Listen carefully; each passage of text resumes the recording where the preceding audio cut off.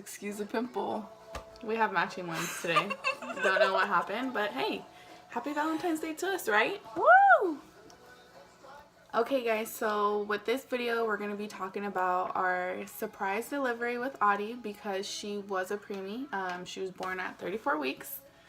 So yeah, sit back, relax, buckle in, get some popcorn, be ready to go.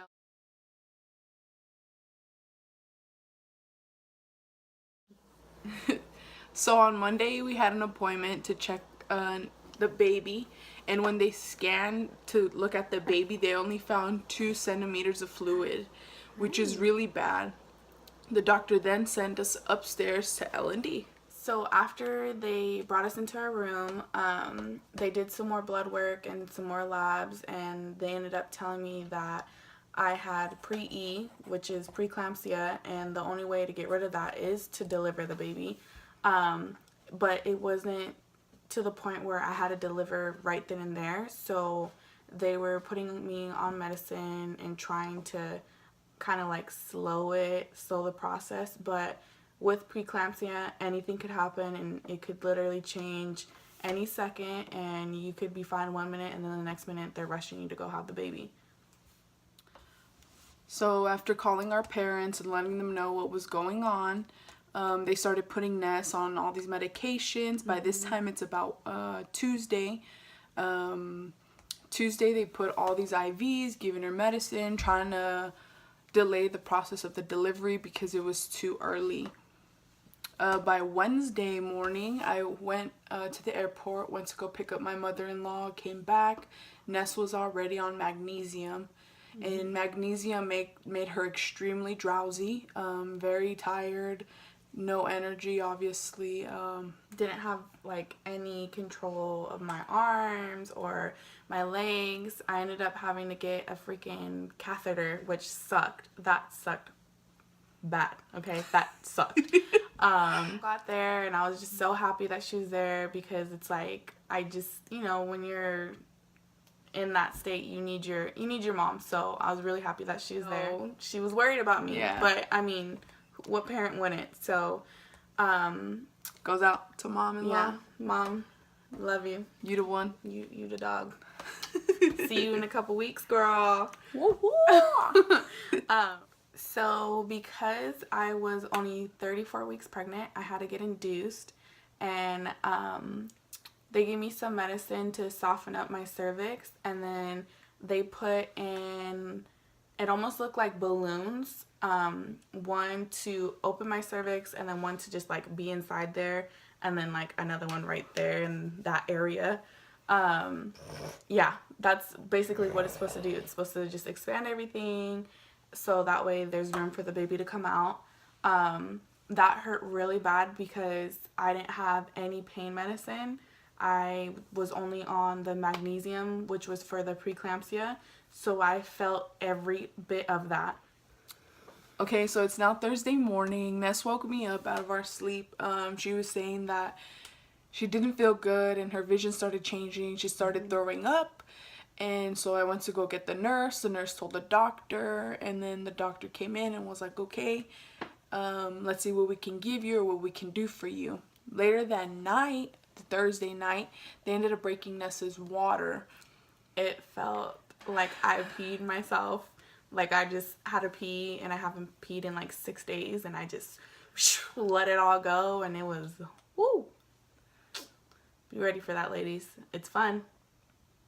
So once the balloon fell out, once that balloon in her cervix fell out, then she started really feeling the contractions. She said that there was like no cushion to absorb the contractions or anything like that, so she was really feeling them. At that point, they started trying to put the epidural in. It started getting real, and the contractions started really coming in. For the first half of the contractions, I was able to like handle it, and I was like, okay, this isn't too bad. I could do this, breathe through it. And then towards the end of the night, they started getting like really, really heavy. And I wanted to just stab everybody, and I didn't want anybody in the room, and I was pissed because they were hurting so bad. my mom's phone kept ringing because my stepdad kept calling to see like what was going on, and I just wanted to throw her phone out the window. And then Arizona was trying to talk to me, and I told her to get the hell away from me because I was just in so much pain. That's true. But you know, the breathing part that they tell you, like, that does really help. So breathe and, you know, talk to yourself and really, really just like breathe it in, take it out. Breathe in, take it out, because that does help. I didn't do that. She did not do that. I did not do that. I was like, that's how it was. And I didn't look like that either. No, I didn't. She was like this. I did look like that because I was like in so much pain, so I was looking rough. I didn't have, but after that, the lady that did the epidural, she came in, And fucked up. Yeah, she 3 did. times. She messed up. That was an experience that kind of sucked. That was my first time doing it. Really sucked. Because round 2, I'm debating if I want to even get an epidural again, because it sucked. And she was worried about me. My mom was worried about me. I was in a lot of pain after that because the epidural that she first put in, it slipped out and it only numbed half of on my right side. And I kept telling them, you know, I still feel a lot of pain on my left, like, well, you know, what's going on? And they're just like, oh, wait for it to kick in. But I mean, waiting, you know, you're having contractions every 2 minutes now, and it's just like, okay, how much longer do I need to wait? Like, it hurts. And I was stuck at 5 centimeters, wasn't dilating at all. So I told my doctor, and he had her come in again, and she did it again. And then that second time, I was like, okay, this feels better. Like, I could kind of, it's going away. I don't feel it too much. But they were still, like, I felt it. And I was like, okay, like, what's going on? When is the medicine going to kick in? And I told her, hey, I still feel everything. And she was like, well, I can't give you another dose because you have the max amount that you're allowed to get.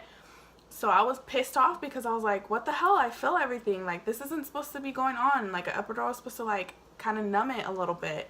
And then it came to the point where my doctor came back in and he checked me and he was like, okay, you know, I'm going to give you a little bit more time, but if you don't dilate anymore, we're going to have to give you a C-section.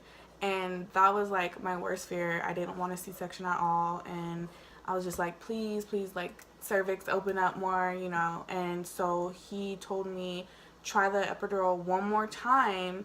And right then and there, I was kind of like, I don't want to do it because I was in so much pain. I didn't like the lady, and everything was just, you know, it just sucks. So I didn't want to do it again. But my wife and my mom were like, no, do it again. Like, just try it out. And, you know, either way, you're going to have to do it again because if you get a C-section, they have to, you know, completely numb everything. So I was like, okay, whatever, I'll do it again.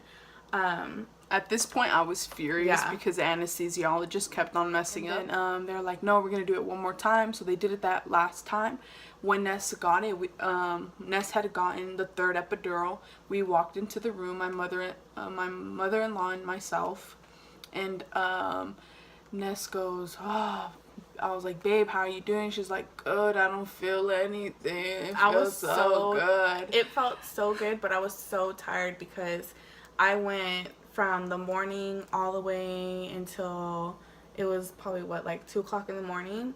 And it finally worked, and I was just like, oh, thank God, like, I feel so much better. I still felt some stuff, but it was more like I felt pressure, and it wasn't so much like the cramping pain anymore. So I was like, okay, like, this is good. The doctor came back in, and he checked me because this was, like, the last shot that I had before we had to go get a C-section. And because I was so relaxed, I think that's why. And then a miracle happened. Yeah, I think that's why. And her cervix. My cervix opened up because I was just like, I was relaxed. so relaxed. Yep. And they're like, it's ready to come out. Yeah, she's ready to come. You're ready. Let's push. And I was just like, what? Can I sleep for a little bit? Yes, I was so tired. I mean, we were in the hospital since Monday. I was in that bed since Monday morning. I couldn't move. I had the freaking catheter in me. Like, I was on magnesium, and it sucked. I was just like, I just want to sleep. Just give me 10 minutes. And they're like, no, you need to push now. And because I just got my medicine, I couldn't feel any of my contractions. So the doctor had to let me know, like, okay, you're contracting, like, go ahead and push. He put his fingers in her hoo-ha and was like, okay, I'll tell you when to push. And he's like, she goes, okay. He's like, okay, okay, push, push. Once she pushed 3 times, a total of 3 times. Well, I mean, Ness did rip a little bit, but our baby was only 4 pounds and 15 ounces. I love you, baby. She was so little. But now she is like 15 pounds at 6 months. Tomorrow is actually her 7th month birthday. So crazy how time flies. All I remember is Ness just crying, and I was crying. My mother-in-law was crying, and then they took her straight to the NICU afterwards. I did cut her umbilical cord, which is so crazy, which is freaking awesome. I totally enjoyed that experience.